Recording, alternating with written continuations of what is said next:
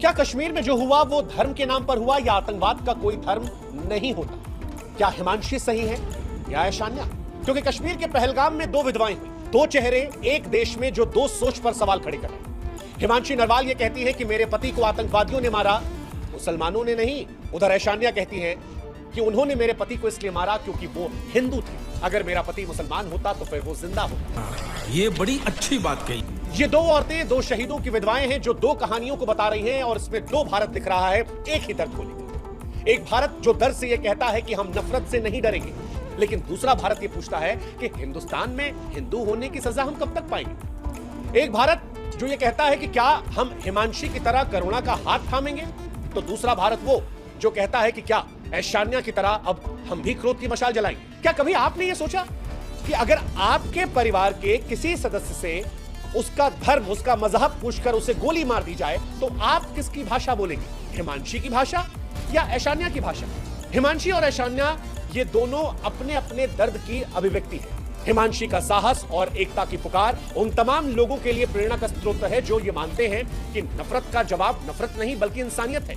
मगर ऐशान्या का गुस्सा और निराशा उस हकीकत को उजागर करता है जो कई लोग महसूस करते हैं। कई लोग जो ये मानते हैं कि हिंदुस्तान में अब हिंदू पहचान की वजह से उनका कत्ल किया जा रहा है। कश्मीर के मामले में ये दोनों सही हैं क्योंकि ये दोनों अपने अनुभव और अपने दर्द से बोल रही हैं। लेकिन एक सच ये भी है कि दोनों की बातें एक दूसरे के विरोध में खड़ी हैं। वैसे ही जैसे आज हिंदुस्तान का समाज दो हिस्सों में बटा हुआ है। एक जो खुलकर कह रहा है कि इस्लाम के कट्टरपंथियों ने इन्हें मारा और अब ढोंग दिखाया जा रहा है सेकुलरिज्म के नाम पर, गंगा जमुनी तहजीब जैसी कोई चीज नहीं होती। और जो दूसरा ये कह रहा है कि सारे मुसलमानों का दोष नहीं है,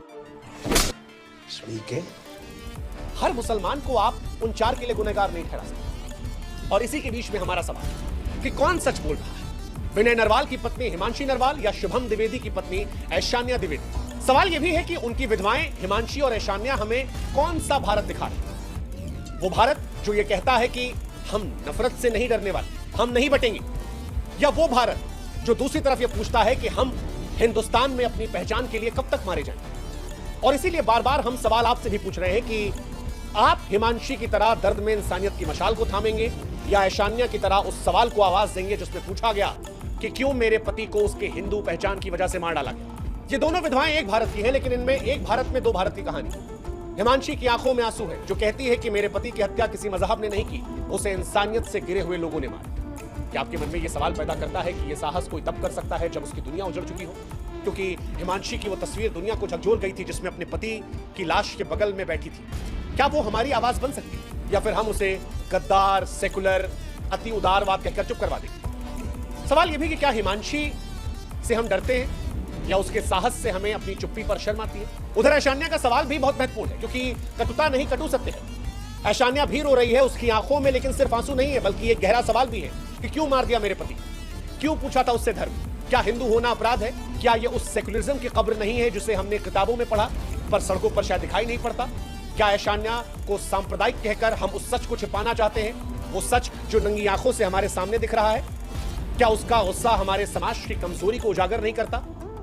ये सवाल महत्वपूर्ण है और इस सवाल के बीच में मौन रह जाने वालों से भी हमारा सवाल है, क्योंकि मौन रह जाना भी एक तरीके से एक पक्ष लेना है। जब आप ये कहते हैं कि मुझे कोई फर्क नहीं पड़ता सियासत से, हम सियासत में नहीं पड़ेंगे भाई साहब, हम पॉलिटिक्स में नहीं पड़ेंगे, तो क्या आप अनजाने में उन शब्दों को मिटा नहीं रहे जो किसी विधवा की चीख बन सकते थे? जब आप चुप रहते हैं तो आप क्या किसी हिमांशी की शांति या ऐशान्या के गुस्से को अपमानित नहीं कर रहे? और फिर मैं पूछूंगा वो सवाल जो मैंने शुरुआत में पूछा था कि अगर यही घटना आपके परिवार के किसी सदस्य के साथ होती तो क्या आप समाज से चुप्पी की अपील करते या आप किस तरह की भाषा बोलते? हिमांशी की भाषा या ऐशान्या की भाषा? और यहीं से हमारे मन में वो सवाल उठता है कि क्या भारत अब दो धाराओं में बह रहा है? एक धारा वो जो हिमांशी की तरह एकता प्रेम की बात कर रही है, दूसरी ऐशान्या की तरह जो कह रही है कि जड़ तक वार करके इस समस्या का समाधान है। सवाल ये भी कि क्या ये विभाजन नया है या फिर ये विभाजन हमेशा से था जो हमें अब दिख रहा है? रोज आते हैं इस उम्मीद पे आज जीतेंगे, कल जीतेंगे, परसों जीतेंगे, रोज हारते हैं। कश्मीर की घटना के बाद से आतंकवादी अब तक पकड़े नहीं गए। वो जो बड़ी कार्रवाई की उम्मीद हम कर रहे थे वो अब तक हुई नहीं है। धर्म पूछकर मारा गया, उसके बीच में जाति को लेकर सरकार का एक नया प्रोग्राम सामने आ चुका है।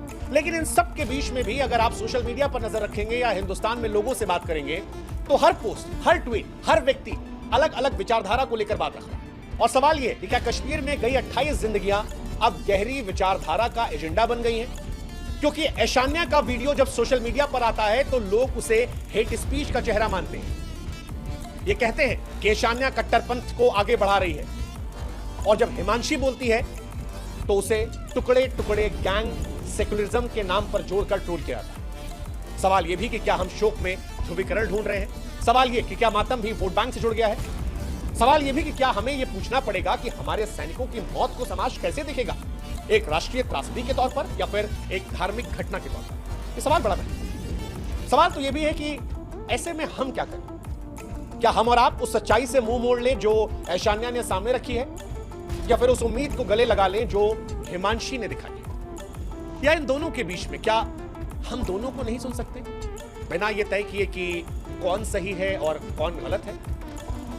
क्योंकि अंदर खाने हम जानते हैं कि शायद दोनों ही सही, दोनों ही सही। अगर हम इस सवाल से कतराते हैं तो क्या हम अपने डर को जीतने दे रहे हैं, या कहीं हम खुद भी उसी झूठ का हिस्सा तो नहीं बन रहे जो ये बताता तो है कि सब कुछ ठीक है लेकिन अंदर से पता होता है कि ठीक नहीं। वैसे ही जैसे कश्मीर खूबसूरती की पहचान भी है, खून की पहचान भी है।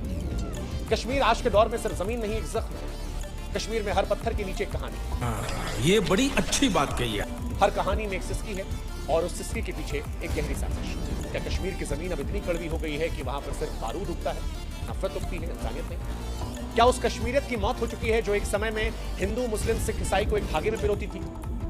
कश्मीर की विधानसभा में कहा जाता है कि कश्मीर पर जो हमला हुआ वो कश्मीरियत पर हमला था, संवैधानिक मूल्यों पर हमला था। लेकिन फिर यह सवाल आता है कि संविधान की आत्मा को तो सबसे पहले ही 90 के दशक में कश्मीर में कुचल दिया गया, तो क्या कश्मीरियत की बात से बेईमानी है? सवाल है कि इसका निष्कर्ष क्या होगा? क्या एक देश में दो रंग हैं? सच कहें तो कभी कभी देश की परीक्षा सीमा पर नहीं, दिलों की सीमाओं पर होती है। वह उस मोड़ पर होती है जहां पर एक मां की गोद सूनी हो जाती है। समाज यह तय करता है कि कौन सही कौन गलत। आज हिमांशी और ऐशान्या वहां पर, दो औरतें हैं, दो बयान हैं, लेकिन इन दोनों बयानों के पीछे एक ही दर्द। दोनों इस देश की आत्मा के दो रंग हैं, एक करुणा, दूसरा क्रोध। और अगर इस देश को बचाना है तो इन दोनों रंगों को बचाना पड़ेगा। आज देश की एकता हिमांशी जैसे विचारों से बचेगी, इस बात को आपको स्वीकारना होगा। वहीं आपको यह भी स्वीकारना होगा कि जब उसका सुरक्षा कवच ऐशान्या जैसे गुस्से से होगा तभी वो मजबूत होगा। सवाल यह है कि क्या हम इन दोनों को बिना आरोप लगाए, बिना छोटा दिखाए, बिना इन पर सवाल खड़े किए गले लगा सकते हैं? क्योंकि आतंक न सिर्फ जान लेता है बल्कि विचारों को मार देता है, आत्मा को मार देता है। और आज हम उसी जगह पर हैं जहां पर हमने सिर्फ एक नजर से देखना शुरू किया, या तो हम हिमांशी के साथ हैं या उसके खिलाफ, या हम ऐशान्या के साथ हैं या उसके खिलाफ। और इसमें जाते जाते सवाल आपसे कि क्या आप भी इस बहस में सिर्फ खामोश दर्शक रहेंगे या फिर सोचेंगे और फिर बोलेंगे? और अगर आप अब भी चुप हैं तो नवाज देवबंदी का वो शेर आपके लिए। दोस्तों नमस्कार, वीडियो पसंद आया हो तो लाइक और शेयर करें। ऐसी न्यूज़ देखने के लिए हमारे YouTube चैनल को सब्सक्राइब जरूर करें। धन्यवाद। जय श्री राम।